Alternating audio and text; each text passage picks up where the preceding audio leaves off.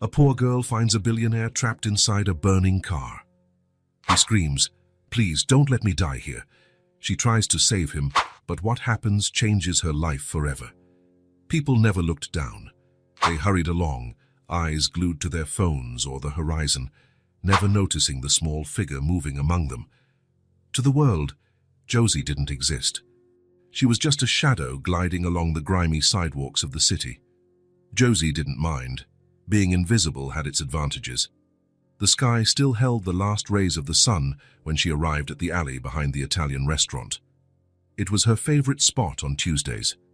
The mustached cook threw away good food, sometimes even whole slices of pizza and pieces of bread that had barely been touched. Lucky day, she whispered to herself, finding half of a lasagna in a bag. It wasn't cold yet. Josie held the treasure in both hands, feeling the warmth against her thin fingers. The smell made her stomach rumble so loudly that she laughed. A small pleasure in a world full of big struggles. Carefully, she tucked the food inside her tattered coat and continued her search. She never took everything at once. Better to spread out her resources, just in case she lost one. Josie had learned this on her own, like so many other things that kept her alive on the streets. As she rummaged through a nearby trash bin, her fingers closed around something round and smooth, a shiny red soda bottle cap. Josie smiled, slipping it into her pocket, along with the others she had collected throughout the week. For anyone else, it was trash. For Josie, it was treasure. The wind tossed her dark hair, making her look up at the sky. Heavy clouds were rolling in, laden with the promise of rain. Josie recognized those signs. It was time to find shelter. Not that cold or rain was anything new. She had lived on the streets for so long that her small body had adapted to the elements. Her coat, 3 sizes too big, had been found in a donation box left at the door of a church. It wasn't pretty. Faded stains marred the dull blue fabric, but it kept her warm when necessary. Josie quickened her pace, crossing the street toward the abandoned subway station. During renovations, workers had left several boxes of equipment in the corner of the east entrance. She had discovered that by stacking 2 of them in a certain way, she could form a perfect shelter from the rain. In her current hideout, Josie kept her small world, a world made of carefully organized soda caps arranged in perfect circles. Each color represented a kingdom in the imaginary map she had created. Crushed cans became buildings and castles. Pieces of colored glass turned into lakes and shining oceans. It was a realm where she ruled, a place where no one could evict her or pretend she didn't exist. The first drops began to fall as she rounded the corner, thick and heavy. They made a loud noise against the asphalt. Josie ran, feeling her heart race with adrenaline. Running was one of the few things she truly enjoyed. It made her feel free, like she could escape anything, even her own reality. The city lights began to glow, reflecting in the puddles that were forming. The world looked different when it rained. Cleaner, brighter, as if the water washed away all the grime and sadness. It's going to be a big one, she thought, observing the lightning that heralded the storm. She reached the station just as the rain unleashed its full force. Her dark hair was plastered to her face, and her soaked sneakers made a funny sound with each step. It didn't matter. In a few minutes, she would be dry enough inside her shelter. Josie rearranged the boxes, making sure water wouldn't seep in easily. She took the lasagna out of her coat and began to eat slowly, savoring each bite as if it were her last meal.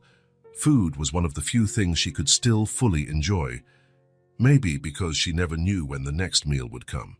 As she chewed, she thought about what it would be like to have a real place. A roof that didn't leak, a bed that wasn't made of cardboard, food that didn't come from dumpsters. Sometimes, when she passed buildings with large windows, she would see families sitting around tables, laughing, talking, everyone together. Josie didn't remember having a father. Her mother was a hazy figure in her memory, cheap perfume, cold hands, broken promises. "I'll be right back, honey. Wait here." Those were the last words she'd heard from her so long ago that it sometimes felt like a dream. She waited for hours, then days. When hunger set in, she began looking for food. When the police showed up, she learned to hide. And so, little by little, the street became her home. The storm ripped through the sky with flashes of lightning followed by thunder, that made the ground vibrate. Josie wasn't afraid. There were far worse things than storms. People, for example. She finished the lasagna and wiped her hands on the edge of her coat. Then she took the caps out of her pocket and began arranging them. Her small fantasy world was the only place where she truly existed, where she mattered. There, she wasn't just a shadow, but a queen, a builder of cities, a person. The rain was falling in dense curtains now, hitting the metal and concrete around her. There was something comforting about the noise, like a sonic blanket that muffled the rest of the world. Josie lay down on her makeshift mattress, made of cardboard and scraps of fabric, and closed her eyes. Tomorrow would be another day of looking for food and treasures. She was almost asleep when she heard the noise, the screech of tires on wet pavement, loud enough to cut through even the storm. Then the metallic crash, something big colliding violently. Josie sat up immediately. Accidents meant confusion, police, questions. It meant needing to hide even more, but it also meant someone might be in need of help. She hesitated. The rain was strong, and her shelter was dry. It wasn't her problem. The outside world didn't care about her, so why should she care about it? Even so, something made her get up. Maybe curiosity. Maybe that stubborn part of her that still believed people could be good, despite all evidence to the contrary. She cautiously left her shelter, staying in the shadows. The rain was coming down hard, but visibility had improved a bit, enough to see what had happened. A large black car, the kind only very wealthy people drove, had crashed into a streetlight. The front end was completely wrecked, and small flames were beginning to appear under the hood, dancing even through the heavy rain. Josie looked around. The street was oddly empty. No one was running to help. It was as if this corner of the city had been forgotten by the night, by the storm, by fate itself. She crept closer, still hidden by the darkness. That's when she saw the driver, a man trapped in the front seat, moving weakly. The door looked smashed, impossible to open. The flames were growing, fed by something leaking from the destroyed engine. Josie hesitated again. Helping meant being seen. Being seen meant questions, possibly the authorities. Maybe one of those places meant for kids like her. The shelters and foster homes she feared. That was when she heard the shout. A shout that tightened her heart, a sound of pure desperation that cut through the rainy night. "Please, don't let me die here." The man's voice was filled with fear, with a vulnerability Josie knew too well. It wasn't the cry of someone important or powerful. It was the cry of someone who, at that moment, was just as alone and helpless as she was. She took a step back, ready to return to her hideout. It wasn't her problem, it couldn't be. Surviving on her own was hard enough. "Somebody help me, please." His voice was weaker now, muffled by the smoke beginning to fill the car. The flames flared suddenly, lighting up the inside of the vehicle. Josie saw the man's face clearly, wide eyes filled with terror, a trickle of blood running down his forehead. He didn't look powerful or threatening, just scared, not so different from her own face in her nightmares. In that moment, Josie made a decision that would change her life forever. She ran toward the car. The rain pounded her face as she approached. The heat from the flames grew by the second, making the air around her stifling. The man saw the small figure coming closer and looked confused, as though he couldn't believe his eyes. "The door stuck," he managed to say, coughing from the smoke. Josie tried to open it, but it was too heavy, also dented from the impact. She pulled with all her might, her feet slipping on the wet asphalt, but the door wouldn't budge. "It's going to blow," the man muttered, fear clear in his voice. "Run, kid. Save yourself." But Josie didn't run. She looked around desperately. A medium-sized rock lay in the planter near the streetlight. Josie grabbed it with both hands. "Turn your face away," she shouted to the man, who obeyed instinctively. With all the strength she could muster, Josie slammed the rock against the passenger window. Once, twice. On the third try, the glass shattered, disintegrating into thousands of tiny fragments. The heat was now intense, almost unbearable. Josie shielded her face with her arm as she reached through the broken window to get to the man's seatbelt. Her small fingers worked quickly to release the latch. "Can you move?" she asked, coughing in the smoke. The man nodded weakly, dragging himself toward the broken window. Josie helped as best she could, pulling him by the arms. He was heavy and much larger than she was, but adrenaline gave the girl a strength she didn't know she had. "Come on," she whispered, more to herself than to him. "You can do it."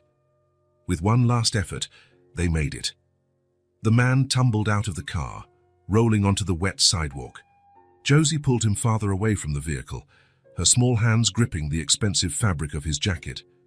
"Father," she mumbled, hearing the ominous sound of fire eating into the fuel. They crawled a few more feet, away from the crash site. The man coughed, breathing with difficulty, but he was alive because of her. It was a strange feeling for Josie, who had never been needed by anyone before.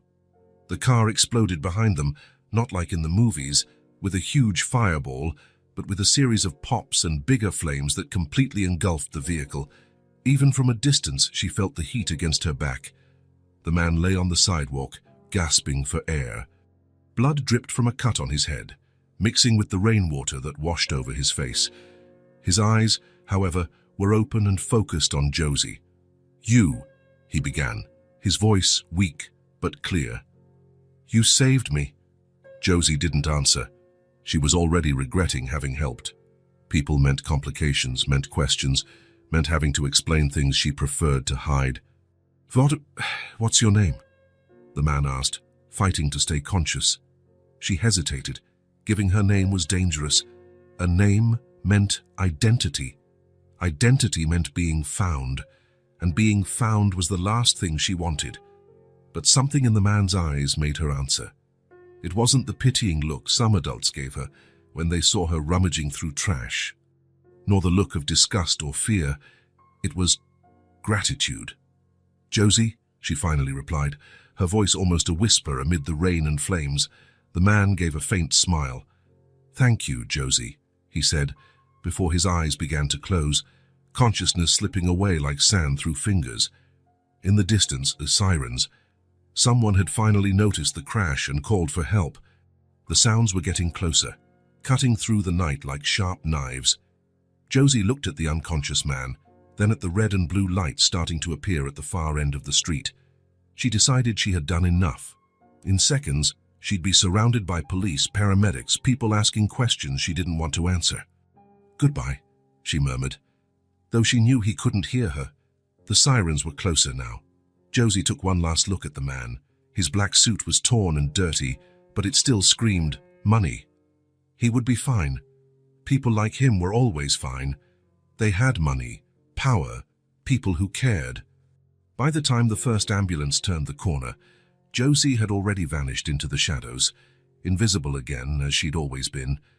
The only evidence of her existence were the small, wet footprints that would soon be washed away by the rain. The paramedics found only an unconscious man beside a burning car. As they carried him to the ambulance, checking his vital signs and administering first aid, no one noticed the small figure watching from afar, cloaked in the darkness of a nearby alley. Josie watched as they loaded the man into the ambulance. For a moment, she imagined what it would be like to get into that ambulance with him, go to a clean, warm hospital, maybe receive a formal thank you, possibly even a reward, a place to stay, but she knew it wouldn't be like that. The questions would come, then social services, then she'd just be another lost kid in the system, another statistic. Better to stay invisible. The ambulance left, taking the man to a world Josie only observed from a distance, a world of comfort, security, and certainty that she could barely imagine. The sirens faded, leaving only the sound of rain and the distant crackling of the burning car. Josie returned to her shelter, soaked and exhausted. The rush of adrenaline had worn off, leaving her trembling and cold. She lay down on her damp cardboard mattress, pulling a piece of cardboard over herself like a blanket. She closed her eyes, listening to the storm outside. No one ever noticed Josie. That was how she survived. But this time, someone had seen her. Someone knew her name, and that would change everything. Wes Barrett opened his eyes slowly. The bright white ceiling light made his head throb even more. The smell of disinfectant and the steady beeping of machines confirmed what he already suspected. He was in a hospital. He tried to move, but the pain stopped him. His body felt broken in places he hadn't known existed. His right arm was bandaged, and he could feel gauze wrapped around his chest and head. He closed his eyes again, trying to organize the fragmented memories drifting through his mind. The car, the rain, the streetlight, the fire, and then her. Josie, he whispered, his first coherent thought since waking up. A nurse checking his vitals paused and leaned over him. "Mr. Barrett? You're awake?" "I'll call the doctor immediately." Wes didn't even look at the woman. His mind was fixed on the memory of that small figure in the rain. Dark, wet hair plastered to her face, large, serious eyes that seemed far older than they should be, tiny hands dragging him away from the burning car. "Josie," he repeated, more to himself than to anyone else. The doctor came rushing into the room, followed by 2 assistants. Over the next few minutes, Wes endured questions about how he felt, tests of his responsiveness, and explanations about his injuries. 3 broken ribs, a mild concussion, second-degree burns on his right arm, cuts and bruises all over his body. "You're very lucky, Mr. Barrett," the doctor finally said. "Another minute in that car and we wouldn't be having this conversation." Wes nodded slightly, his gaze distant. "Who found me?" he asked, though he already knew the answer. He needed confirmation that he hadn't imagined the girl. The doctor exchanged confused looks with the nurse. "Well, according to the paramedics, you were alone when they arrived. Someone must have called 911, but they didn't stay at the scene." Wes closed his eyes again, so she had simply disappeared, melting back into whatever shadows she'd come from. A child on the streets, out in the storm, after saving his life. "I need to make a call," he said, trying to sit up. "Mr. Barrett, you need to rest. Anything business-related can wait.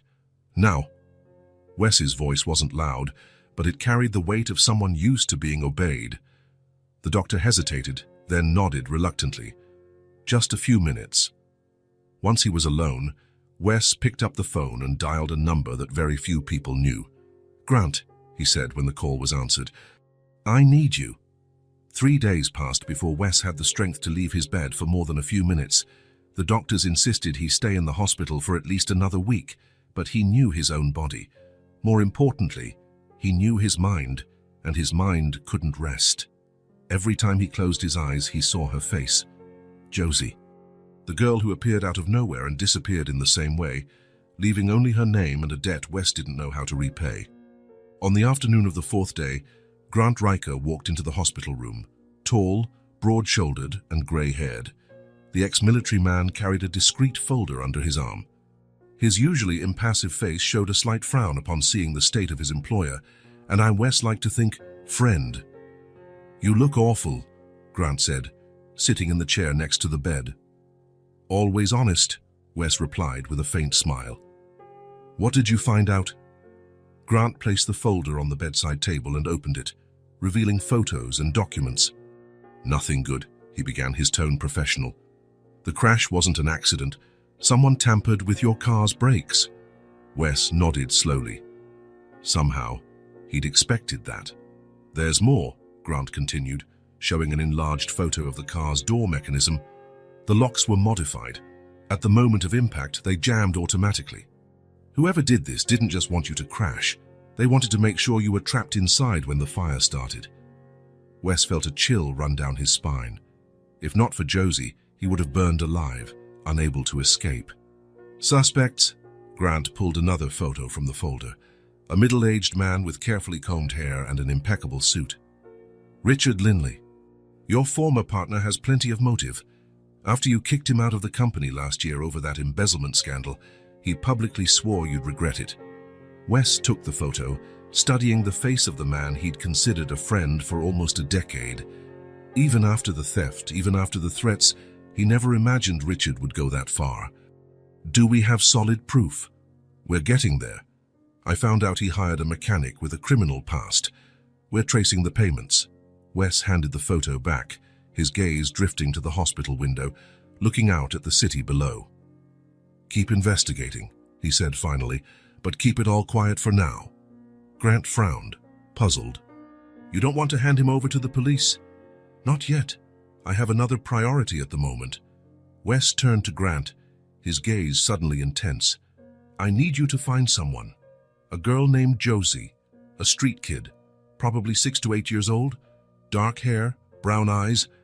She pulled me out of the car before it exploded. Grant remained silent for a moment, absorbing the information.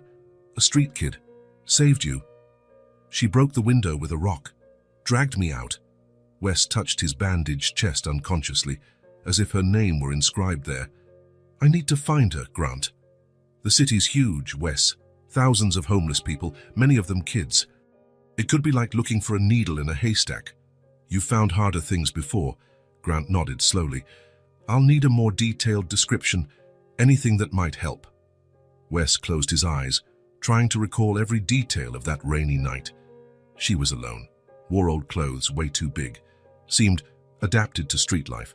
She wasn't scared, even with the fire. "So determined."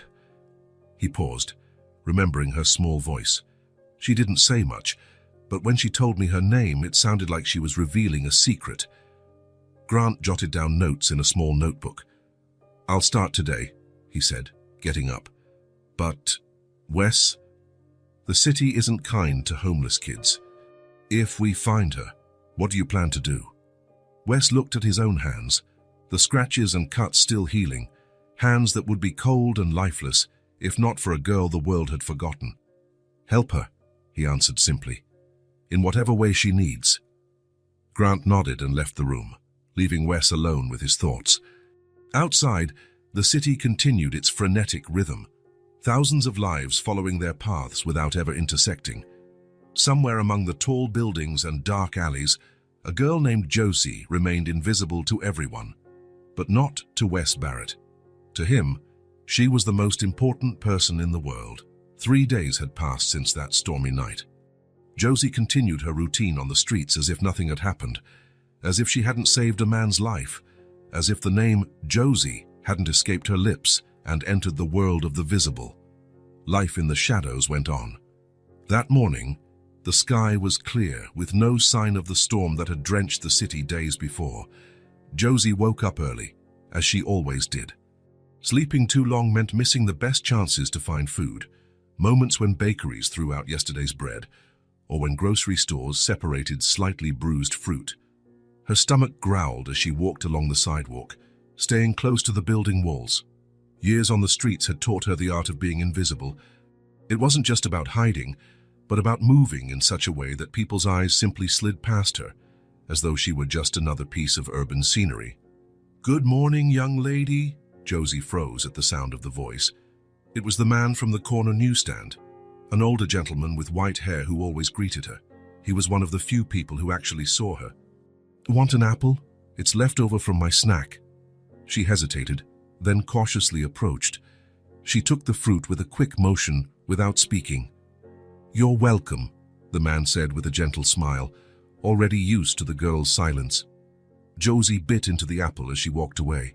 It was sweet and crisp, a rare luxury. Usually, the fruit she found was overripe or bruised.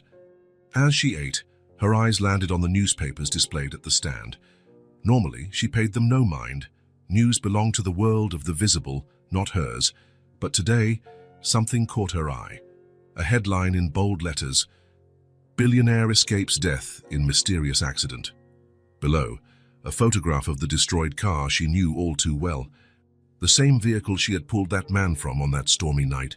Josie felt a chill run down her spine. Billionaire. The man she saved was rich. Very rich. She shouldn't have been surprised. The car was expensive, the clothes too. But somehow, when she saw him trapped in the wreckage, screaming for help, he had just seemed human, scared and vulnerable like anyone else. Josie went on her way, pensive. What would a billionaire do now? Probably go back to his mansion and forget about the accident entirely. Forget about the little figure who saved him in the rain. Rich people didn't care about someone like her, that Josie had learned by watching the city for years. The day passed like so many others. She searched dumpsters behind restaurants, found a few coins near a bank, played with her colorful caps when no one was watching. Her little kingdom grew every time she found a new treasure. In the late afternoon, as the sun began to set, Josie decided to pass through the Central Park. She normally avoided crowded places, but sometimes people dropped leftover food there. Bits of sandwiches, fries, half-melted ice cream. The park was busier than usual. Several people stood still, staring at the giant screen that occasionally displayed news and commercials. Josie stayed off to the side of the crowd, partially hidden behind a trash can. That's when she saw him. On the huge screen, the face of the man she had saved filled the entire space. He was no longer covered in blood and grime. He was clean, with neatly styled brown hair, wearing a dark suit that looked more expensive than anything Josie had ever seen. A small bandage on his forehead was the only visible sign of the accident. A name appeared in white letters at the bottom of the screen: Wes Barrett, CEO of Barrett Industries. Josie stood frozen. It was strange to see that face again, now so composed and in control, so different from the terrified man who had begged not to die. He began to speak. His voice was calm and steady, nothing like the desperate screams from the night of the storm. "I'd like to take this opportunity to thank everyone who showed concern after my accident. The doctors assure me I will make a full recovery." Josie watched, fascinated by the transformation. It was like two different people. "But there's something more important I need to say." The man, Wes Barrett, paused. His gaze seemed to change, becoming more intense, more personal, as if he was no longer speaking to a room full of reporters, but to a single person. "On the night of the accident, when I was trapped in the burning car, someone appeared out of nowhere and saved my life. A child, a little girl." Josie felt her heart race. He was talking about her. "I don't know where she came from or where she went. All I know is her name." The girl shrank further behind the trash can, as if the people in the park might somehow connect her to the words on the screen. "Josie," said Wes Barrett, and something in his voice made her tremble. "Wherever you are, thank you for saving me." There was no sound from the crowd in the park. Everyone watched in silence, probably intrigued by the story of a powerful businessman saved by an anonymous child. "If anyone knows who this little girl is, please contact my office. I want to thank her personally. I want to help her in whatever way she needs." Josie felt heat rise in her cheeks. Help her, that was what people always said before disappearing. Or worse, before sending her to some place where people in white coats asked endless questions. "Empty promises," she whispered, eyes still fixed on the screen. "I won't rest until I find her," Barrett continued. "I owe her my life." Josie almost laughed. A man like that worried about a street kid? Impossible. He'd soon forget, too busy counting money and driving fancy cars. She started to walk away, ready to return to the shadows that sheltered her, when something made her stop. It wasn't his words, but something in his eyes. On the giant screen, the camera had zoomed in on Wes Barrett's face, and there was something there Josie recognized, something that surprised her. It wasn't pity or superficial charity, not even gratitude. It was truth. His eyes, blue and clear on the digital screen, had the same intensity Josie had seen that night when he'd asked her name before passing out. As if even in the midst of pain and danger, he truly wanted to know who she was. Josie stood there, torn between the instinct to flee and a reluctant curiosity that began to grow inside her. On the screen, Barrett continued speaking, now about donations to charities that helped homeless children. But Josie was no longer listening to his words. She was studying the man himself. She'd seen many adults in her short life. Cruelty, indifference, occasional shallow kindness. She recognized masks and lies the way others recognized familiar faces. But that man's eyes, Wes Barrett, were different. As if, for a moment, he too knew what it felt like to be invisible. "Lies," she muttered, turning her back on the screen and walking away from the park. But as she slipped back into the city's shadows, Josie couldn't forget those eyes. That look. Maybe he was telling the truth. Maybe not. Josie had survived by learning to doubt, and she would keep doubting. It was safer that way. But for the first time in a long while, a small and dangerous feeling bloomed inside her. Hope. Wes Barrett gazed out of the hospital window, looking at the city sprawling below. He was in a private room on the 10th floor, with a view of the skyscrapers he knew so well. Somewhere among those buildings and streets was a girl named Josie, the girl who saved his life, then vanished like smoke. "So where is Grant?" he muttered, checking his watch for the third time in 5 minutes. As if on cue, the door opened, and Sophia, his personal assistant, rushed in. "Mr. Barrett, I'm sorry, but I couldn't locate Mr. Riker. He's not answering his cell or replying to messages." Wes frowned. It wasn't like Grant to be unreachable. "Keep trying," he said, turning back to the window. "And when are the doctors bringing my discharge papers?" "Soon, sir.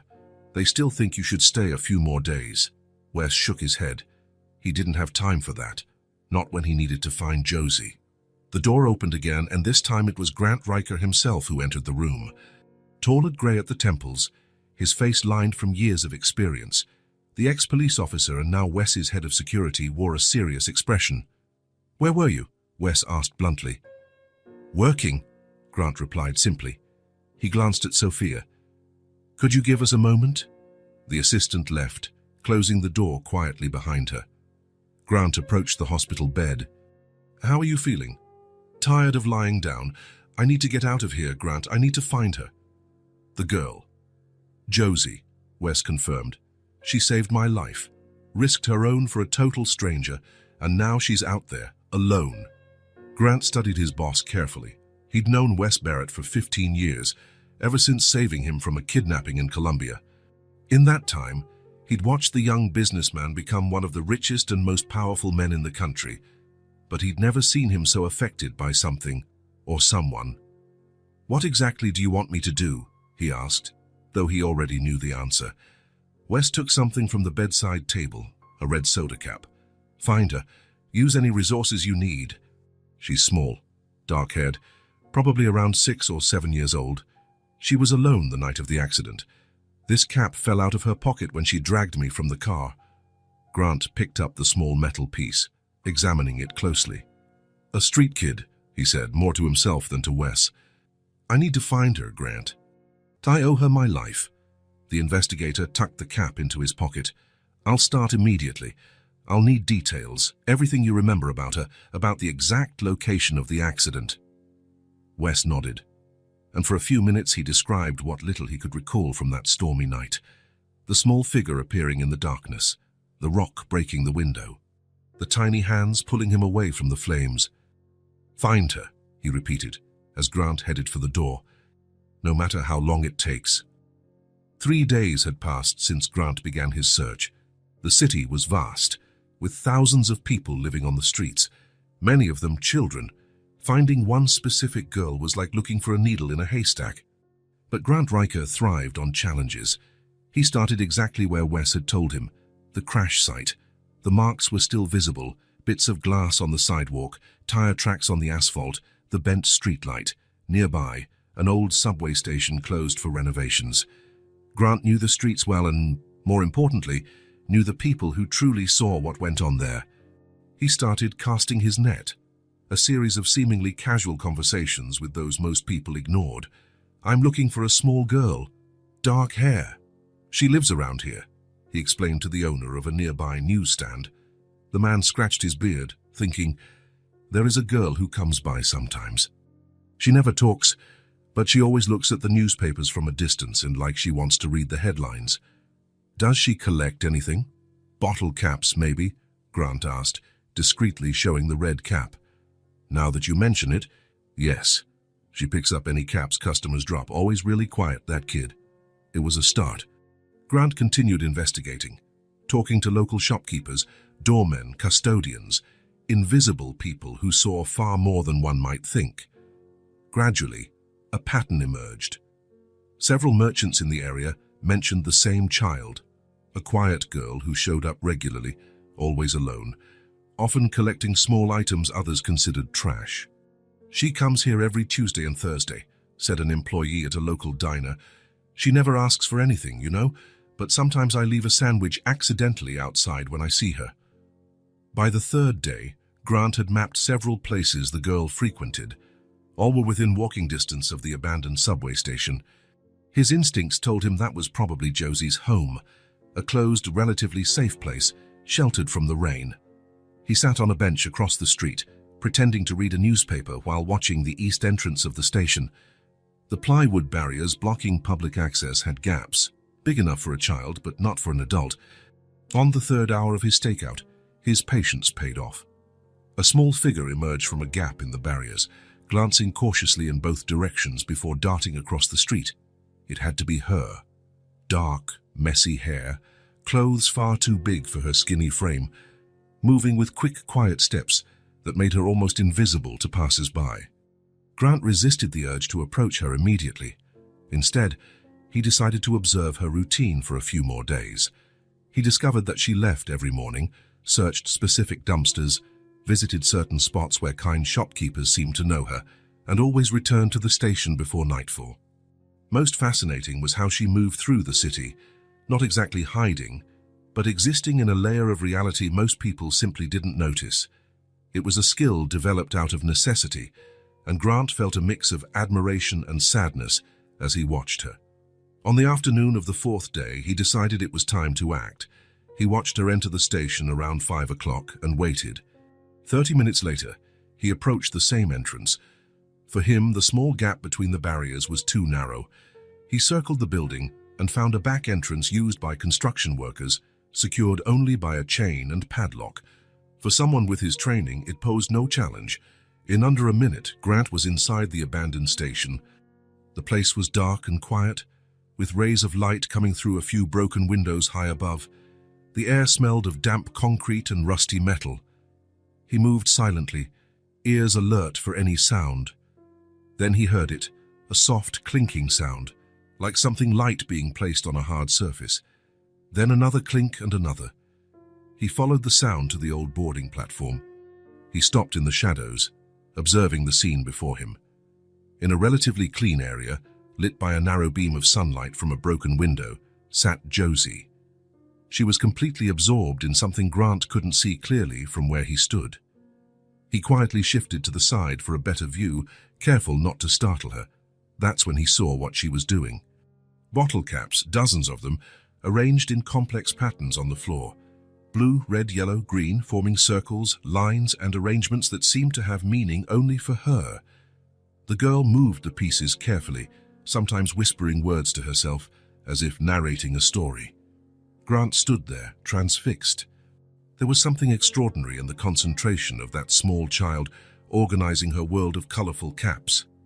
It was as though, for a few moments, she wasn't a homeless girl, but a queen reigning over her own domain. That was when his foot accidentally kicked a loose piece of concrete, causing it to roll noisily across the floor. The girl's reaction was instantaneous. In a second, she was on her feet, eyes fixed in the direction of the sound, body tense like a startled animal ready to flee. "It's all right," Grant said, stepping out of the shadows with his hands visible. "I'm not going to hurt you." To his surprise, Josie didn't run. She stood there, watching him intently, her large, dark eyes taking in every detail of his appearance. There was no obvious fear in her gaze, just a calculated caution that seemed far too mature for someone so young. "My name is Grant," he said, keeping a respectful distance. "I'm looking for someone, a girl named Josie." She didn't show any reaction at the mention of her name, but her eyes narrowed slightly. "I came on behalf of a friend of yours," Grant continued, crouching slightly to be closer to her height.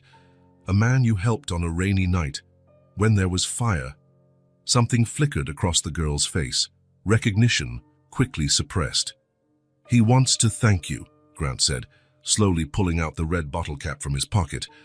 "You dropped this that night." Josie looked at the cap, then at Grant. Her small face remained expressionless, but there was a battle behind those eyes. Trust or flee, believe or doubt. "I don't know any man," she finally said, her voice small and a bit raspy from disuse. Grant nodded, respecting her caution. "His name is Wes Barrett. You pulled him out of a burning car." "You saved his life." Josie didn't reply. Her gaze dropped to the caps on the floor. Grant noticed there was an empty spot in the arrangement, exactly the size of the red cap in his hand. "You have an interesting world here," he commented, looking at the intricate pattern at her feet. "What do they represent?" For a moment, he thought she wouldn't answer. But then, surprisingly, She pointed at a group of blue caps. That's the Northern Kingdom, they have the biggest lake. Next, some green caps. That's the Forest Kingdom. They make the best weapons. Finally, she gestured to the empty space where the red cap belonged. That's the Central Castle, where everyone meets to make peace treaties. Grant felt a tightness in his chest. This child, surviving alone on the streets, had created an entire world where lakes, forests, and peace treaties existed, things her real life probably didn't offer. "It's an impressive kingdom," he said sincerely. "May I put this back in its place?" He offered the red cap. Josie hesitated, then held out her hand. Her small fingers closed around the cap quickly, as if afraid he might change his mind. Carefully, she placed it into the empty spot in her imaginary realm. "Is Wes Barrett okay?" she asked suddenly, without looking at Grant. "Yes," he replied, "thanks to you. He's rich. I saw it on TV. Yes, he is. Rich people don't care about people like me." The simplicity of her statement, and the certainty in it, made Grant's chest tighten. How many disappointments had this child faced to be so sure of that? "Wes is different," he said carefully. "He asked me to find you because he wants to thank you in person." "Why?" "I only did what anyone would, but no one else did, only you." A silence fell between them. Josie seemed to be weighing his words against everything she had lived and learned on the streets. "You work for him?" she finally asked. "Yes, and I'm his friend too." Josie looked back at her caps, gently nudging one with her finger. "Was it you?" Grant asked, needing direct confirmation. "Were you the one who pulled Wes from the burning car?" For a long moment, Josie didn't respond. She continued organizing her caps as if she hadn't heard him. Grant waited patiently. Finally, without raising her eyes from her little kingdom, she spoke. "Yes, it was me. I just helped." The simplicity of her reply contained a humility many adults didn't possess. For Josie, saving a life was merely helping, nothing extraordinary, nothing worthy of special recognition. Grant slowly took his phone out, making sure not to scare her. "Can I call him now to tell him I found you?" Josie shrugged, a strangely adult gesture in her small body. "If you want." Grant walked a few steps away and dialed. Wes picked up on the first ring. "Grant." "I found her," Grant said simply. There was silence on the other end. Then Wes's voice, more emotional than Grant had ever heard it. "Is she okay? Where is she?" "At the abandoned station. She's safe." And Grant glanced at the small figure on the floor, still immersed in her colorful kingdom. "She's extraordinary, Wes." "I'm on my way," Wes said, ending the call. Wes Barrett got out of the car 3 blocks from the abandoned station. He preferred to walk the rest of the way, using those minutes to gather his thoughts. The doctor had protested his early discharge, insisting he needed more observation. But Wes couldn't wait. Not now that Grant had found Josie. The sky was clear that afternoon, with no hint of the storm that had brought Josie into his life. As he walked, Wes instinctively touched the bandage on his forehead and felt a slight twinge in his broken ribs. Small pains compared to what could have happened. Grant waited on the corner near the station, his usually impassive face showing subtle concern. "How is she?" Wes asked as soon as he got close. "Calm, cautious." Grant paused. "Wes, you need to understand something. She survived alone on the streets. She doesn't trust easily, and for good reasons." "I understand." "No, you don't." Grant's voice was firm. "It's not just about giving her a place to stay or food to eat. She's built an entire world for herself in there, a refuge. We're about to disrupt that." Wes looked at the station's entrance, thoughtful. "What do you suggest?" "Go slowly. Don't make promises you can't keep. And be absolutely honest. She'll know if you're not." Wes nodded.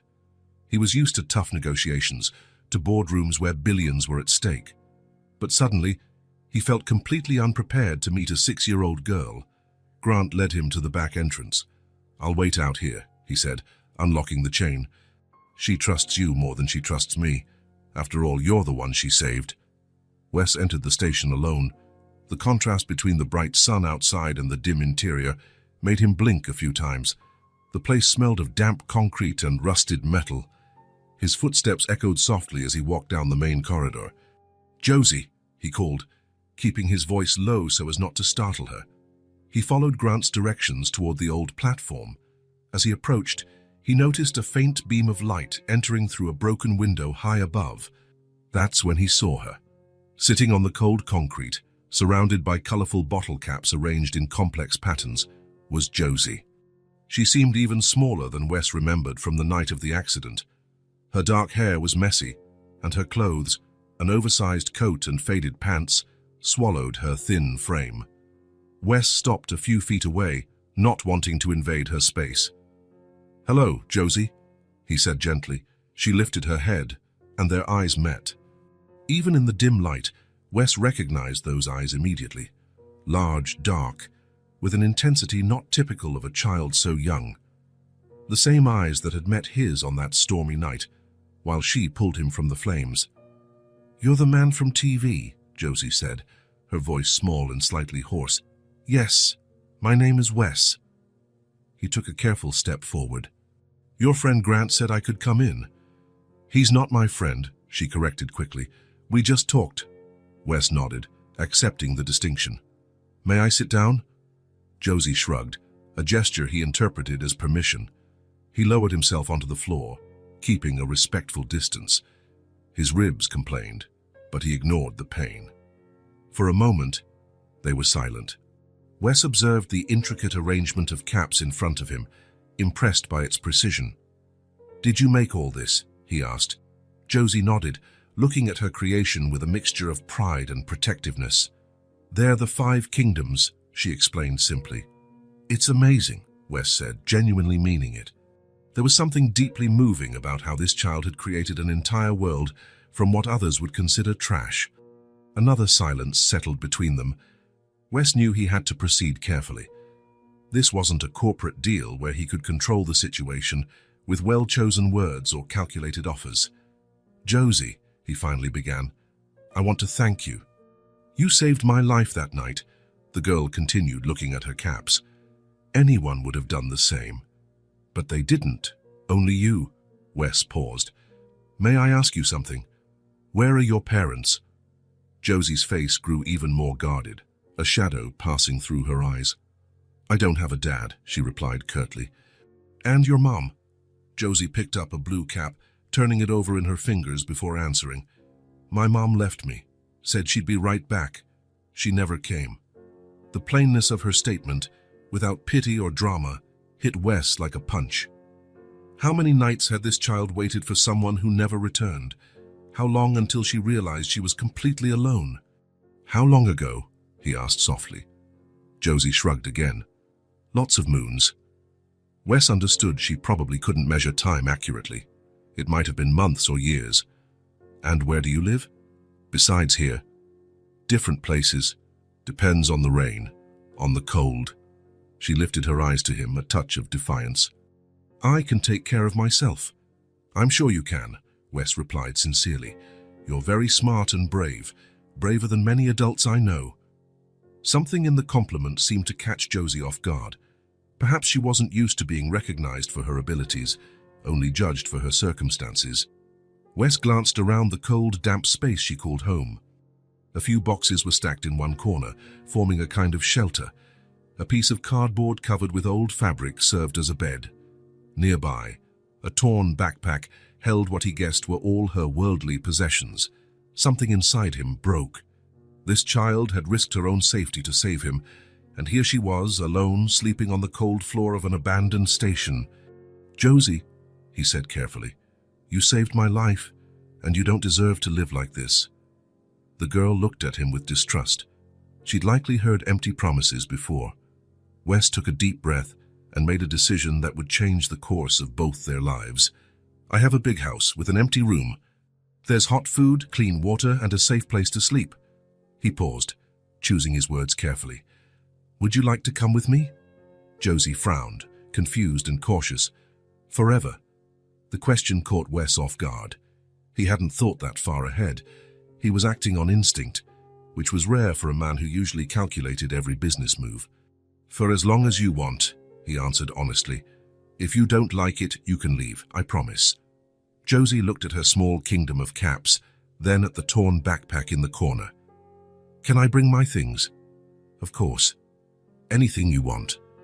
She thought for another moment, her young face serious like a judge weighing a complex case. If I don't like it, you'll bring me back here. My word, Wes promised, surprised by the intensity of his own commitment. Josie got up and began gathering her caps carefully, placing them into a small tin she pulled from the backpack. Then she packed her few belongings. When she finished, she stood in front of Wes, the battered backpack on her shoulders, looking simultaneously very young and very old. Wes stood slowly, feeling a twinge in his injured ribs, and held out his hand. Ready? Josie studied his outstretched hand for a long moment. Then, hesitantly, she placed her small hand in his. The touch nearly made Wes falter. Her hand was so tiny, the fingers so delicate, yet at the same time her grip was firm and determined, a hand that, despite her age, had learned to take care of itself. Together, they walked out of the abandoned station, leaving behind the makeshift shelter Josie had called home. Grant was waiting outside, his normally stoic face softening slightly at the sight of the girl holding Wes's hand. Everything okay? Grant asked, mostly directing the question to Josie. She nodded, her expression serious. As they headed to the car, a light rain began to fall. Wes noticed Josie glancing worriedly at the sky. Don't worry, he said. We'll be home before the rain gets worse. Home. The word sounded strange even to him. His penthouse had never really felt like a home, more like a place to sleep between business trips and endless meetings. Now, suddenly, he was bringing a child there. In the car, Josie sat quietly, eyes wide as she looked around. Her small hands clutched her backpack on her lap, as though someone might try to take her few possessions. Grant drove in silence, occasionally glancing in the rearview mirror at the two in the back seat. Wes could tell his friend was still worried, probably wondering if Wes truly understood what he was doing. Honestly, he didn't, but he knew it was the right thing. When they arrived at the luxurious building where Wes lived, Josie looked up in awe at its height. The doorman opened the car door, greeting Wes with a polite smile, barely concealing his surprise at the sight of a ragged little girl beside him. In the elevator, Josie stayed close to Wes, her eyes now more cautious. The wealth around her seemed to intimidate her more than life on the streets ever had. Is this where you live? She asked when the elevator stopped at the penthouse. Yes, and now you do too, if you like. When they entered the apartment, Sophia, Wes's personal assistant, was waiting. Wes had called her on the way, giving a brief explanation of the situation. The middle-aged woman, usually focused on spreadsheets and meetings, now looked at Josie with warmth. Welcome, she said, careful not to get too close. You two must be hungry. Josie didn't reply, partially hiding behind Wes. Why don't we show her around first? Wes suggested, sensing the girl's tension. He led her through the spacious apartment, pointing out the living area with its huge windows offering a panoramic view of the city, the modern kitchen he barely used, and his office filled with books. Finally, they reached the guest room. This can be your room, Wes said, opening the door. The space was simple yet elegant, decorated in neutral tones, with a large bed in the center. For Wes, it was just a barely used guest room. For Josie, it seemed like a palace. She entered tentatively, looking around as if expecting someone to yell that she didn't belong there. She placed her tattered backpack on the floor by the bed, a stark contrast to the room's decor. Can I sit on the bed? She asked, her voice small. The question made Wes's heart clench. Of course. It's your bed now. Josie approached cautiously, touching the soft comforter with her fingertips, as if testing whether it was real. Then, slowly, she sat on the edge. Her feet dangled, not reaching the floor. It's soft, she remarked, almost to herself. Sophia appeared at the door, carrying some neatly folded clothes and fluffy towels. I thought you might like a warm bath, she said, placing the items on a nearby chair. And these clothes should fit until we can buy some others. Josie eyed the clean clothes with a mix of longing and mistrust. We'll let you get settled, Wes said. The bathroom is there. He pointed to a door inside the room. It has hot water. Use as much as you want. He and Sophia left, quietly closing the door behind them. In the hallway, Sophia looked at him with an expression that was both surprised and approving. "She really saved your life." "Yes," Wes replied simply. "And she has no one." "No one," Sophia nodded, understanding the situation without needing more details. "I'll make something for her to eat." After she left, Wes paused outside Josie's room before going to his own. He listened to the sound of water running. Something inside him, a part he hadn't known existed, felt like it was thawing. 20 minutes later, Josie emerged. She was unrecognizable. Her dark hair, now clean, fell in damp waves over her shoulders. She wore a simple t-shirt and pants that, while still a bit large, were clean and intact. Her face, free of dirt, revealed pink cheeks and faint freckles on her nose. In the kitchen, Sophia had prepared a simple meal: hot soup, fresh bread, and some fruit.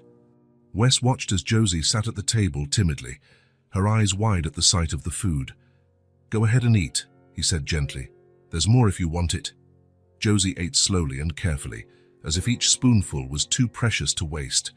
Wes noticed she only finished half the soup before stopping.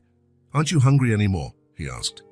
Josie glanced at the plate, then at Wes, clearly conflicted. "We can save it for later," Sophia said, understanding immediately. "I'll put it in the fridge for you." Relief was visible on Josie's face. Wes realized she was rationing her food, a habit from never knowing when her next meal would come. Later that evening, as darkness fell over the city, Wes found Josie sitting on the edge of her bed, looking out the window at the city lights below. She still hadn't gone under the covers, as if unsure whether she was allowed to use the bed. "Time to sleep," he said softly. "It's been a long day." Josie nodded but didn't move. "Is everything okay?" Wes asked. "It's just so big and soft." Wes understood. A king-sized bed probably felt as foreign to her as sleeping on concrete would feel to him. "Do you want me to leave the hallway light on, so it's not too dark?" Josie nodded, appearing relieved by the suggestion. "I'll be in the room down the hall if you need anything. Just call." She looked at him for a long moment, as if assessing the sincerity of the offer. "Thank you," she finally said, her voice almost a whisper. "Good night, Josie," Wes answered, resisting the urge to come closer. He knew instinctively that hugs and goodnight kisses were still far off in the future. He left the door slightly ajar and turned on the hallway light, as promised.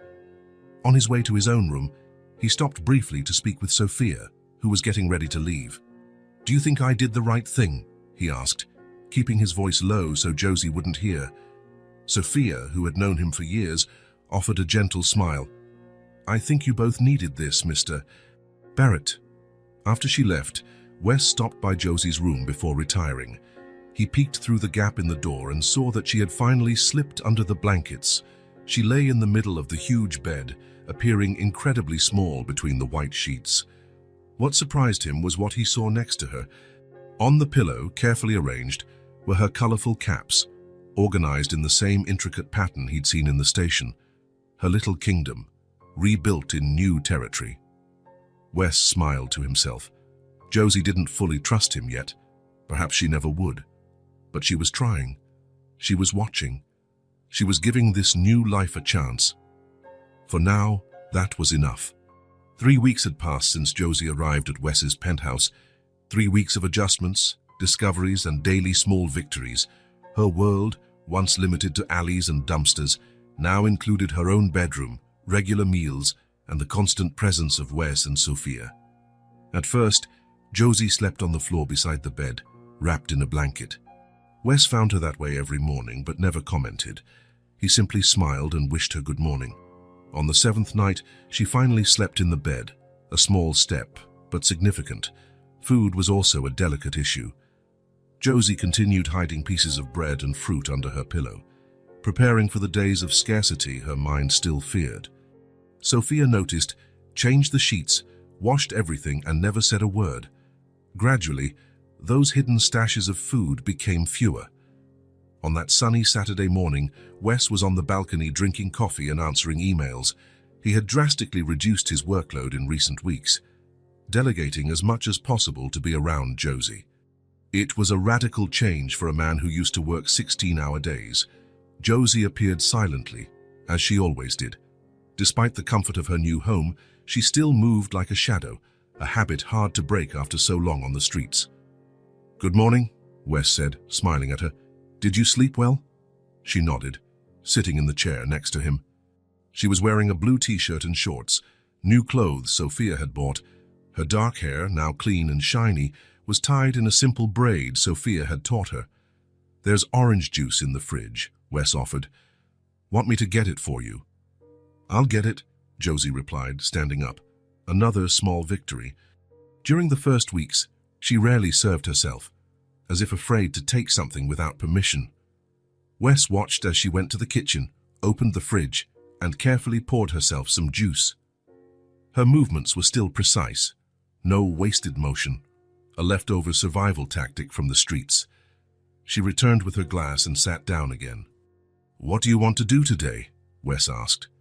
"It's a beautiful day," Josie shrugged, looking at the city skyline below. "Anything." It was still difficult for her to express preferences or desires. Wes was learning to recognize the small signs, the way her eyes lit up at certain things, how she relaxed a bit in certain settings. "We could visit the aquarium," he suggested. "Or the Central Park. There's a lake there with ducks." Something changed in her expression, a subtle spark.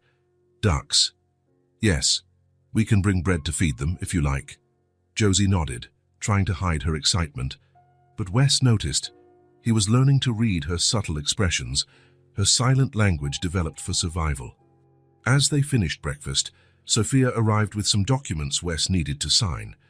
The assistant had naturally taken on a maternal role for Josie, teaching her how to braid her hair, pick out clothes, and do small household tasks.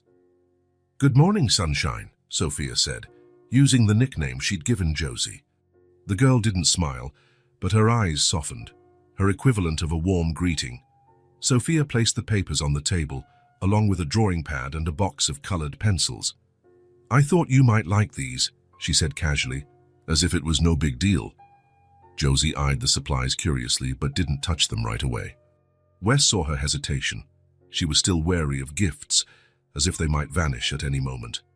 "Go ahead, give it a try," he encouraged, gently sliding the drawing pad toward her.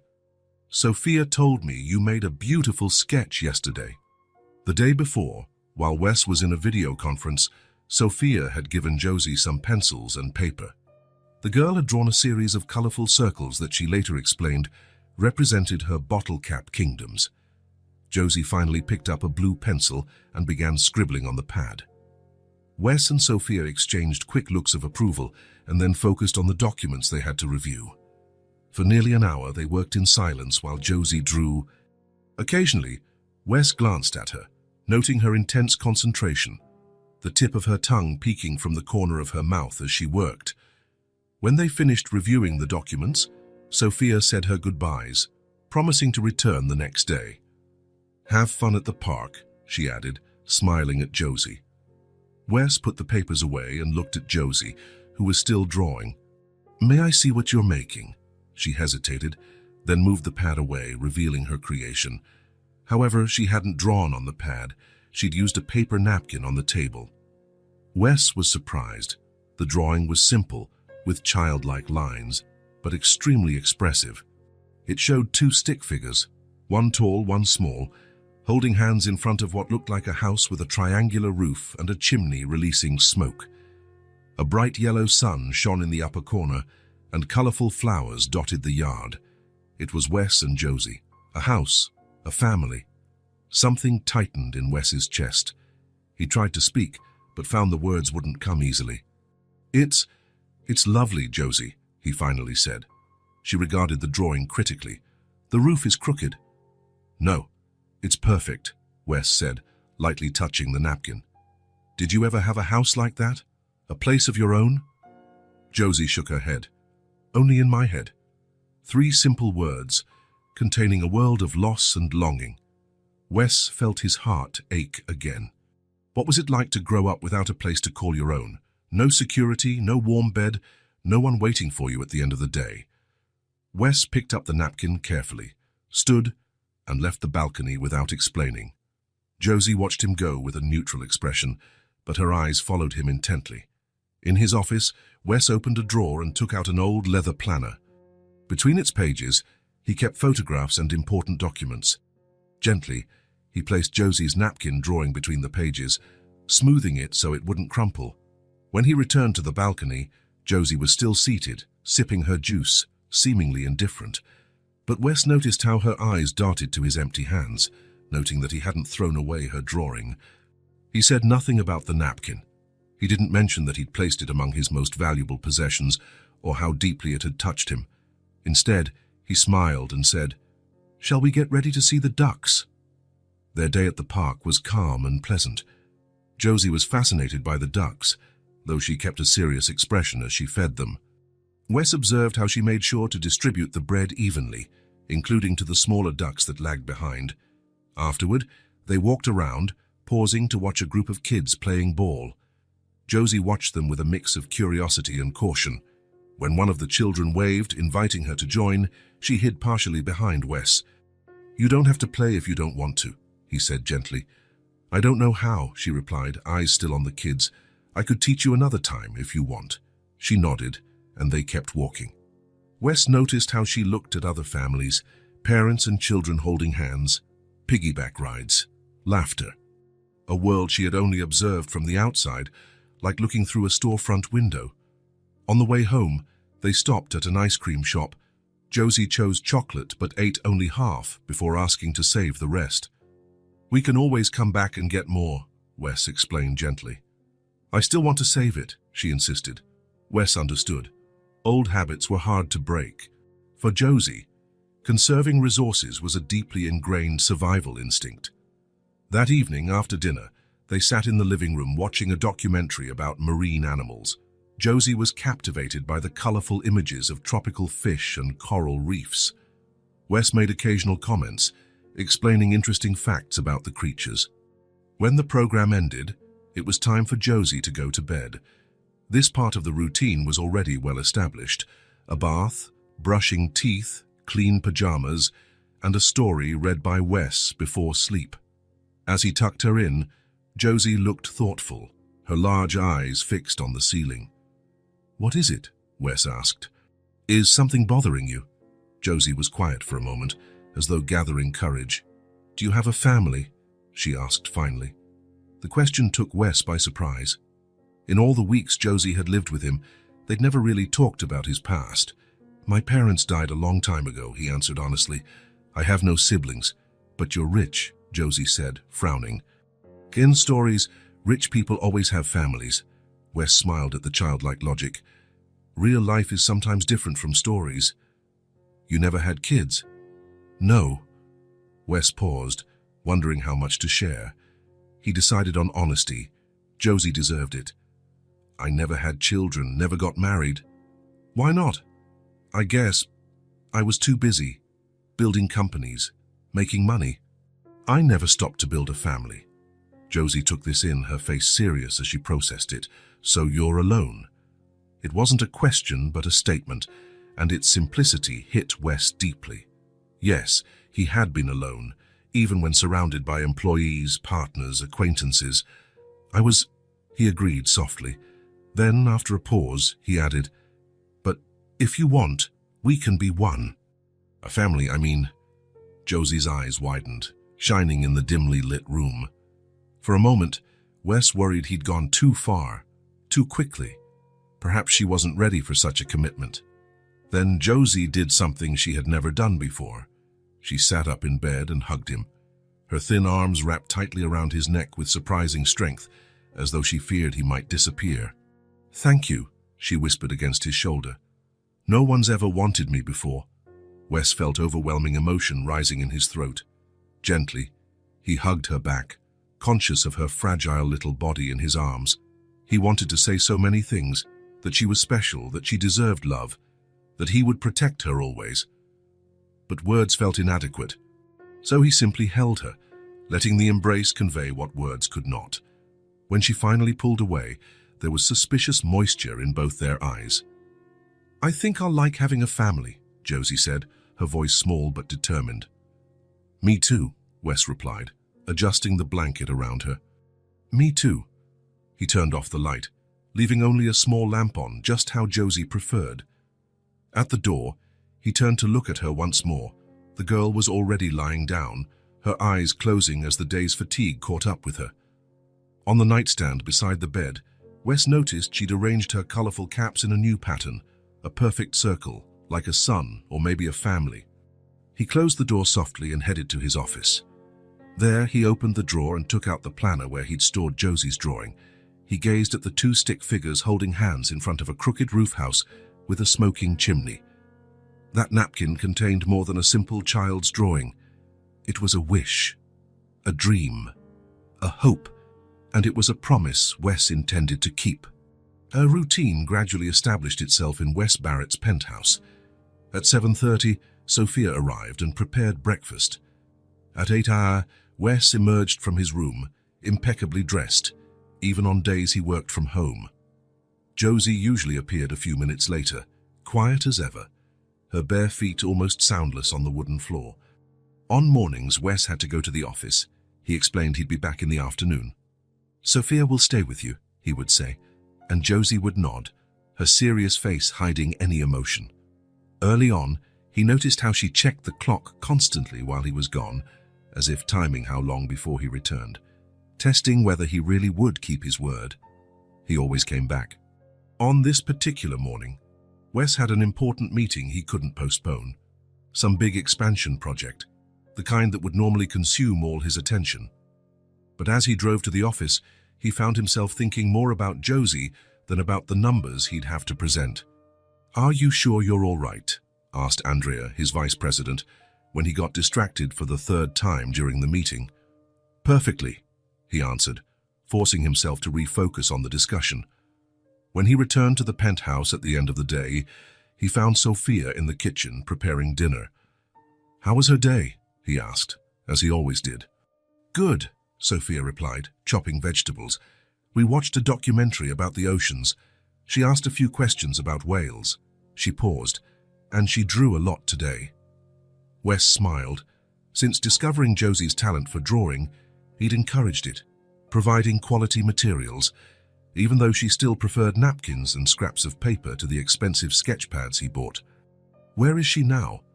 "In her room, organizing those bottle caps." Wes nodded. Josie's kingdom of bottle caps had been transferred from the abandoned station to her new room, where it occupied a special spot on the rug. Sometimes she spent hours rearranging them into patterns only she understood. On the kitchen counter lay a sheet of paper that caught Wes's eye. It was different from her usual scribbles, more elaborate, more colorful. He moved closer to see better. It was a drawing of the view from the penthouse, the city skyline in simple but recognizable lines, with the sun setting behind the buildings. In the center of the drawing, on the balcony he recognized as theirs, were two figures, one tall, one small, side by side. The quality was surprisingly good for a 6-year-old. There was attention to detail, the exact color of the sky at dusk, the different sizes of the buildings, even the balcony plants were represented. But what touched Wes most was the closeness of the two figures. They weren't holding hands like in the napkin drawing. They were simply side by side watching the city, sharing a moment, existing comfortably in the same space. "She left it there before going to her room," Sophia said, noticing his interest. "She didn't say anything, just put it down and walked away." Wes touched the paper gently. "It's incredible." "She's got talent," Sophia agreed. "But I think it's more than that. It's how she processes everything." Wes studied the drawing a moment longer. Then he made a decision. "I'm going to say good night to her," he said, taking the drawing. "Dinner can wait a few minutes." He found Josie just as Sophia had said, sitting on her bedroom floor organizing her caps. It was a ritual that seemed to give her comfort and a sense of control. Wes watched her from the doorway for a moment before knocking softly. "May I come in?" She looked up and nodded, her dark eyes as observant as ever.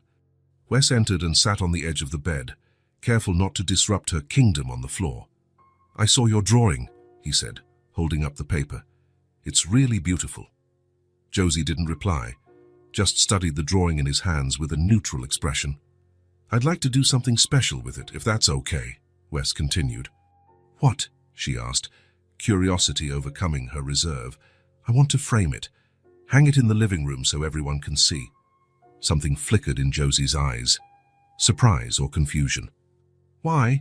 It was a simple question, but loaded with meaning. Why would anyone want to display something she made? Why would her drawing deserve a place of prominence? "Because it's important to me," Wes answered honestly, "and because you're talented." Josie looked at her caps, then back at Wes. "You can do what you want with it," she finally said, in a tone that tried to sound indifferent. But Wes noticed how her small fingers nervously spun a red cap, one of the signs of emotion he was learning to read. "Thank you," he replied simply. "Dinner will be ready in a few minutes." As he left the room, Wes already knew exactly what he would do. Early the next morning, while Josie was still asleep, Wes made a phone call to Martin Shaw, the owner of the best art gallery in town, and, coincidentally, a major admirer of Wes's collection of contemporary pieces. "Martin, I need a favor," Wes said when the man answered. "I have a very special artwork that needs framing today. Is that possible?" "Of course, Wes, bring it in and we'll take care of it immediately." Wes placed Josie's drawing carefully in a portfolio and left before she woke, leaving a note for Sophia explaining he'd be back by lunchtime. At the gallery, Martin examined the drawing with professional interest. "A recent acquisition?" he asked, curious. "You could say that," Wes replied with a small smile. "She's an emerging artist with a lot of potential." Martin nodded, sensing the importance of the request without asking further questions. "What kind of frame do you have in mind?" "Simple, elegant, something that won't overshadow the drawing itself." Together, they chose a slim, dark wood frame with a white mat that highlighted the drawing's colors. Martin promised it would be ready in a few hours. When Wes returned home late in the morning, carrying the perfectly framed drawing, he found Sophia and Josie making cookies in the kitchen. The sight surprised him. Josie had flour on her nose and looked almost relaxed as Sophia showed her how to cut the dough into circles. He hid the framed piece behind his back, out of sight. "Looks fun," he commented, stepping into the kitchen. Josie glanced up, instantly trying to see what Wes was hiding. "What's that?" Sophia asked, noticing his posture. "A surprise," he replied, smiling. "Finish the cookies first." While they returned to baking, Wes slipped into the living room. He surveyed the walls, deciding where it would look best. Finally, he settled on the main bookshelf, where he kept his most treasured books and a few framed photographs. He removed an old photograph of himself accepting his first major business award and put Josie's drawing in its place, right in the center at eye level, impossible for anyone to miss when they entered the room. He stepped back to admire the effect. The drawing, now professionally framed, didn't look like a mere child's work. It had presence and dignity, belonging there as much as any expensive artwork he owned. Lunch went by normally, with Josie eating in her usual silence, only speaking when asked a direct question. Wes noticed she kept glancing his way, still intrigued about the surprise. When they finished, Wes cleared his throat. "Josie, I want to show you something in the living room." She followed him, her footsteps light on the floor. Sophia came along, smiling slightly. She'd guessed what Wes had done. In the living room, Wes simply pointed to the bookshelf. "Over there." Josie looked where he indicated, and for a moment she stood perfectly still. Her eyes widened slightly, the only visible sign of surprise on her usually controlled face. Slowly, she walked up to the shelf and stood in front of her framed drawing. She didn't speak, she didn't smile. But she lifted her hand and touched the frame with her fingertips, an almost reverent gesture. Wes and Sophia exchanged glances, sharing a moment of mutual understanding. Neither spoke, afraid to break the spell. Josie stayed there, gazing at the drawing for nearly a full minute. Her finger traced the edge of the frame, then lightly touched the glass over the two figures watching the sunset. When she finally turned around, something in her eyes had changed, a certainty that hadn't been there before, a glimmer of understanding. For the first time since she arrived, Josie seemed to truly believe she had a place. In the following weeks, that framed drawing was gradually joined by others. Josie began drawing more often, and Wes had each piece framed with care whenever she allowed it, Little by little, an entire wall of the living room became a personal gallery, a visual timeline documenting not just her artistic growth, but also her increasing sense of security. The pictures got brighter and more detailed. The figures, whom Wes and Sophia quietly recognized as the three of them, appeared in various scenes, feeding ducks in the park, baking cookies in the kitchen, browsing books in a store. During this time, Wes made an important decision. His experience with Josie had opened his eyes to a reality he'd never truly grasped before: the plight of homeless children. At a meeting with his legal and financial departments, he announced the creation of the Barrett Foundation for At-Risk Children. The project, he explained, would begin by completely renovating 3 local children's shelters and implementing educational and mental health programs. "I want top-notch facilities," he instructed his surprised staff. "Comfortable beds, nutritious meals, art and reading spaces, and above all, staff who genuinely care." The executives exchanged baffled looks. This wasn't the Wes Barrett they knew. The man focused solely on profits and expansion, but no one questioned him. The tone in his voice allowed no debate. 6 weeks later, the first renovated shelter was ready for inspection. Wes decided to take Josie with him. "I want you to see something important today," he said over breakfast. Josie looked at him curiously but asked no questions. That was still her way: watch, absorb, await. In the car on the way to the shelter, Wes explained in simple terms what he was doing. "Remember the old subway station where you used to live?" he asked gently. Josie nodded, her expression unreadable. "There are many kids like you who don't have a place to call home. So I'm trying to help them." "How?" "By creating places where they can stay. Safe places, with food and beds." Josie absorbed the information in silence, looking out the car window as the city blurred past. Wes wasn't sure if she fully understood, but he sensed it was important for her to be included. The renovated shelter was unrecognizable compared to the rundown building it used to be.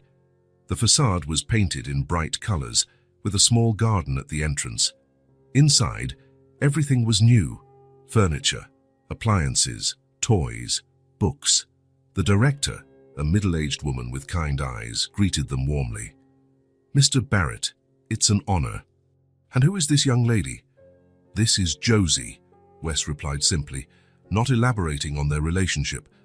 The formal adoption process was still making its way through the complicated legal system. "Welcome, Josie," said the director, crouching to meet her eye level. "Would you like to see our new art room? We have lots of drawing supplies." Josie glanced at Wes, who nodded encouragingly. She followed the director, keeping a careful distance. For the next hour, they toured the fully renovated shelter. Wes talked with staff, made notes about minor adjustments, and ensured everything met his specifications. Josie trailed quietly behind, her observant eyes taking in every detail. In the dormitory, Wes noticed how she stared at the rows of beds, each with new mattresses, colorful sheets, and a small chest for personal items beside it. So different from the cardboard she'd once slept on. When they got back to the car, Josie seemed thoughtful. Wes respected her silence, as always. They were almost home when she finally spoke. "Will the other kids get beds too?" The question surprised Wes, not for its content but for the implied concern for others. "Yes," he answered, feeling a surge of emotion. "They will now." Josie turned to the window again, but not before Wes caught something rare and precious, a slight smile at the corner of her mouth. It was a kind of victory she understood, not about money, power, or prestige, which were abstract to a child who'd struggled just to survive. It was about concrete, tangible things: a safe place to sleep, a meal on the table, someone who cared. When they arrived home, Josie went straight to her room. Half an hour later, she emerged with a new drawing in hand. Without a word, she handed it to Wes. It was the shelter, with several little stick figures out front, children holding hands with adults. A bright yellow sun shone overhead, and in the blue sky was a single word written in childish letters: "Thanks." Wes felt a lump form in his throat. "Can I frame this one too?" he asked, his voice slightly shaky. Josie nodded, and for the second time that day she smiled, a small, shy smile, but real.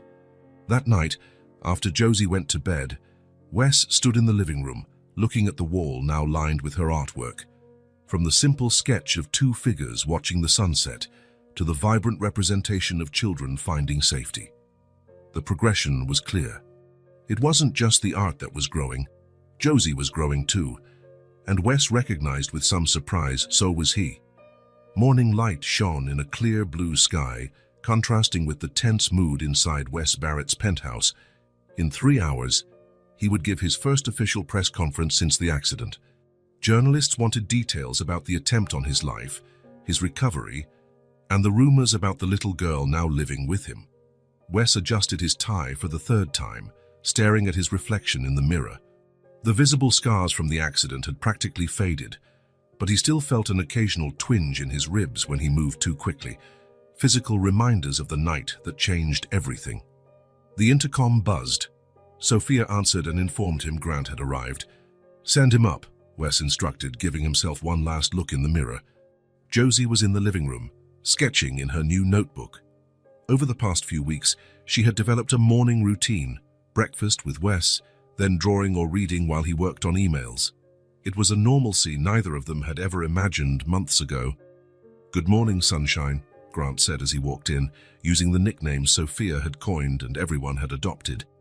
Josie didn't reply verbally, but lifted her eyes for a moment, silent acknowledgement that, for her, was almost a warm greeting. "We need to talk," Grant said, his tone indicating it wasn't for Josie's ears. Wes nodded. "Sophia, could you stay with Josie for a moment? We'll be in the office." Sophia, who was arranging flowers on the dining table, smiled. "Of course." "Hey, sunshine, want to help me make those chocolate cookies you like?" In the office, with the door closed, Grant laid a folder on the desk. "The final report," he said simply. Wes sat down, opening the folder with a calm that didn't reflect his inner tension. Over the past weeks, Grant had been running a detailed investigation into the sabotage, parallel to the official police inquiry. "The attempt was orchestrated by Richard Lindley, your ex-partner," Grant said as Wes began reading. "He's already in custody. The police caught him last night trying to board a flight to the Cayman Islands." Wes took the information in without surprise. In a way, so he had expected it. Richard Lindley had been his business partner for nearly a decade, until Wes uncovered that he was embezzling company funds, firing him, and the ensuing scandal had destroyed Lindley's reputation. "He hired a mechanic with a criminal record to tamper with the brakes," Grant continued, "and modified the door locks to jam upon impact. He wanted to ensure you were trapped when the fire started." Wes took a deep breath, flipping through the detailed report. Photos, statements, bank records. The evidence was damning. "If not for Josie," he said, leaving the sentence unfinished. "Exactly," Grant agreed. "Lindley never counted on a street kid appearing out of nowhere to save you." Wes closed the folder and got up, walking over to the window. Below, the city moved on, oblivious to the drama playing out in that penthouse. "What are you going to say at the press conference?" Grant asked. "The truth," Wes said simply. "But I'm not really here to talk about Lindley today." A light knock on the door interrupted them. Sophia entered, looking a bit worried. "Sorry to interrupt, but I thought you should know. Josie is nervous about the press conference. She didn't say so directly, of course, but she's asked 3 times if she has to go with you." Wes exchanged a glance with Grant. "Thank you, Sophia. I'll talk to her." He found Josie in the kitchen, sitting at the table with a glass of milk untouched in front of her, her large, serious eyes locked on him as soon as he entered. "Hey," he said softly, sitting across from her. "Sophia told me you're worried about the press conference." Josie shrugged. That gesture Wes knew so well, her attempt to appear indifferent when something truly bothered her. "You don't have to go if you don't want to," he reassured her. "In fact, I'd prefer you stay here with Sophia. There will be a lot of cameras and people asking questions. It's not a pleasant place. But you're going to talk about me," she said. Not as a question, but a statement. Wes nodded. "Yes. People are curious. They want to know who saved me that night. And also," he paused, carefully choosing his words, "I want to tell them about what we decided, that you're my daughter now. If that's okay with you." Josie took this in silently, her small fingers tracing invisible patterns on the table. "They'll want to see me afterward." The perceptiveness of her question didn't surprise Wes. Josie always had an understanding beyond her years. "Probably. Some reporters will ask for interviews, photos, but we won't do anything you don't want to." "I promise." Josie nodded slowly. "Okay, you can tell them." Wes smiled, recognizing the trust implied in those simple words, a trust earned day by day. 2 hours later, Wes faced a sea of cameras and microphones in the Barrett Industries auditorium. The flashes popped incessantly as he stepped up to the podium, accompanied by his lawyer and Grant, who stood discreetly to his right. "Good afternoon," Wes began, his voice steady through the speakers. "Thank you for coming. As you know, I'm here to discuss the incident that nearly took my life 2 months ago." The cameras kept flashing as he gave a brief account of the accident. Then, with calm composure, he announced, "The investigation is complete. The attempt was planned and executed by my former partner, Richard Linley, who is now in police custody. I won't go into the motives or legal details, as that's for the courts." A murmur spread through the crowd. Journalists raised their hands, eager with questions, but Wes lifted his own for silence. "The perpetrator has been identified and will be dealt with by the law. But today, I want to focus on what gave me the strength to go on." The room went silent, everyone focused on his words. "On the night of the accident, when I was trapped in a burning car with no hope of survival, something improbable happened. A child, a 6-year-old girl living on the streets, risked her own life to save mine." Wes paused, emotion tightening his throat. It wasn't part of the carefully prepared PR statement. It was genuine. "Her name is Josie, and in the weeks following my accident, as I recovered, something extraordinary happened between us, something neither of us expected." Another silence, deeper this time. Even the photographers seemed to take fewer pictures, as if captivated by the story. "Josie, the girl who saved me, is now my daughter. The adoption was finalized last week." Wes smiled, a genuine smile that lit up his usually serious face. "And that's what I'm most proud of." The journalists erupted in questions now, but Wes only answered the most relevant ones. No, Josie wasn't present. Yes, she was adjusting well. No, he wouldn't allow interviews with her at this time. "My priority is her well-being and privacy," he stated firmly. "I hope everyone respects that." When the press conference finally ended, Wes was exhausted but satisfied. He had said what needed to be said, making it clear that Josie was now part of his life, not as a charity case or a PR project, but as his daughter. "So you handled that very well," Grant commented in the car on the way home. "It was easier than I expected," Wes admitted. "Once I started talking about Josie, the rest just came naturally." At home, Sophia greeted them with the news that everything had gone smoothly. Josie had spent the afternoon drawing and helping bake cookies, apparently without anxiety. "She watched a bit of the press conference on TV," Sophia said quietly. "She got very quiet when you mentioned the adoption." Wes found Josie in the living room, sitting on the sofa with her sketchbook. She looked up as he entered, her eyes studying him as they always did, searching for any sign of change or potential danger, a habit that might never fully disappear. "Hey," he said softly, sitting beside her. "How was your day?" "Normal," she replied, closing the sketchbook. "I saw you on TV." "Really? What did you think?" Josie shrugged, but there was a hint of a smile on her lips. "You looked important." Wes laughed. "Well, the only important thing I said was about you." He stood and went to his office, returning moments later with something in his hands, a silver frame to match the others on the bookshelf. "I have a surprise," he said, handing it to Josie. It was a photo of the two of them, taken by Sophia the previous week during a trip to the park. In it, Wes and Josie sat on a bench looking at each other. Wes had a broad smile, and Josie showed one of her rare smiles, small, still hesitant, but undeniably real. "I thought we could put it over there," Wes suggested, pointing to the shelf that displayed his most important awards. Business trophies, industry recognitions, photos with influential people. Together they walked over to the shelf. Wes moved some items to make room at the center, right next to his most prestigious honor, Entrepreneur of the Year from 5 years ago. "How does that look?" he asked, after positioning the photo. Josie was silent, gazing at the shelf. There she was, her image preserved in an elegant frame, placed among Wes's prized possessions, not hidden away, but front and center. Important. Slowly, she reached out and touched the frame tenderly, her fingers tracing the silver edge. When she turned to Wes, there was a smile on her face, bigger and more assured than any he'd seen before. "I like it," she said simply. To anyone else, it might have seemed a reserved response.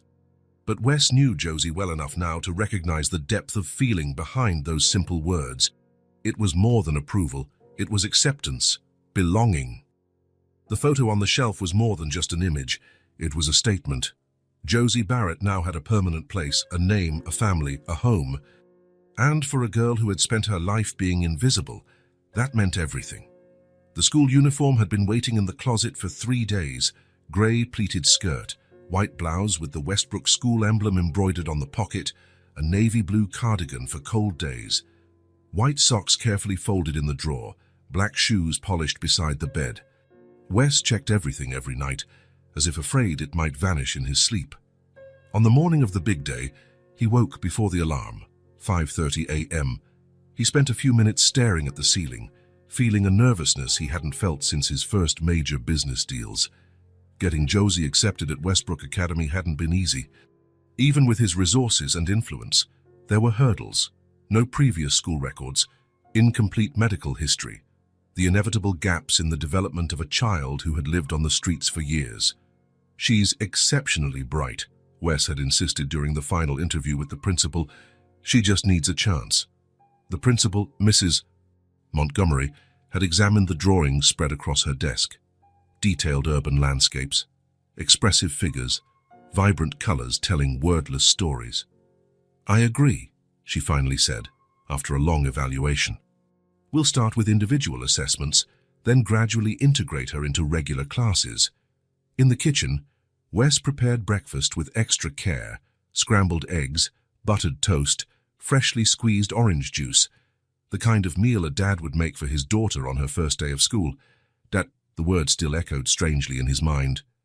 In official documents, newspaper headlines, conversations with lawyers and social workers, he was now legally Josie Barrett's father. At 6:40, he heard light footsteps in the hallway. Josie appeared at the kitchen door, already dressed in the full uniform. Her dark hair still messy despite an obvious attempt to comb it. Her eyes, usually guarded, seemed bigger today, anxious. "Good morning," Wes said, trying to keep a casual tone despite the knot in his stomach. "Did you sleep well?" She nodded and sat at the table, her feet in pristine white socks swung above the floor. "Sophia will be here in 15 minutes to help with your hair," he mentioned, serving the orange juice. "I tried myself," Josie said, running her hand over her unruly strands, "but it didn't work." "It looks fine," Wes said, smiling. "But Sophia's better at that than both of us put together." When Sophia arrived, she brought a small wrapped present with colorful paper. "For you, sunshine," she said, handing it to Josie. "A little good luck charm for your first day." It was a small golden sun brooch, delicate and shiny. "To pin on your cardigan," Sophia explained, "so you remember you always shine, even on cloudy days." Josie touched the brooch carefully, as if afraid it might break. "Thank you," she murmured, her voice small but clear. Sophia transformed Josie's wild hair into a neat braid, then pinned the brooch on the navy blue cardigan, placing it over her heart. "Perfect," she declared, stepping back to admire her work. "You look beautiful, sunshine." Grant drove them to school because Wes admitted he was too jittery to drive. In the back seat, Josie clutched her brand new backpack, blue with silver stars, tightly on her lap, as if it were a shield. Outside the car window, the same city passed by, the city where she once roamed unseen, collecting bottle caps and surviving day to day. Westbrook Academy, with its green lawns and red brick buildings, presented a stark contrast to her past.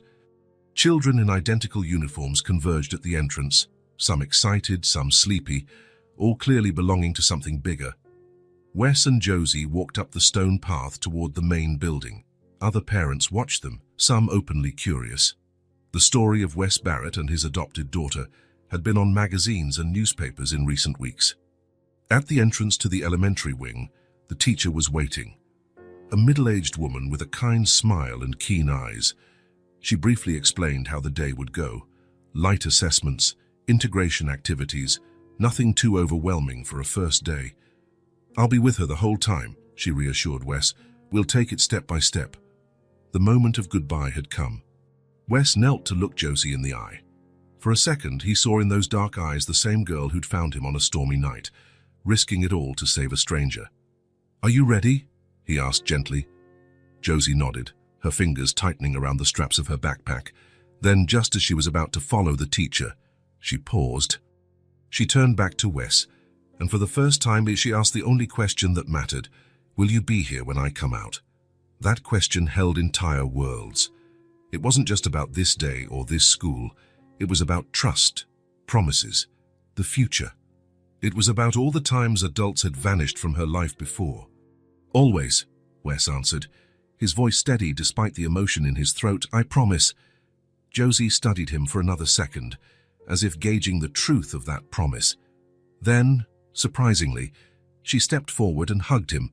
A quick, almost shy hug, but a hug all the same. Without looking back, she followed the teacher through the glass doors. Wes stayed there, watching until the small figure in uniform disappeared inside. But his eyes no longer saw the terrified child of the streets, the one who hid in the shadows, invisible to a world that chose not to see her. Now he saw Josie Barrett, a girl with a name, an identity, a sense of belonging. A child who drew colorful worlds and fed ducks in the park. A student about to discover libraries,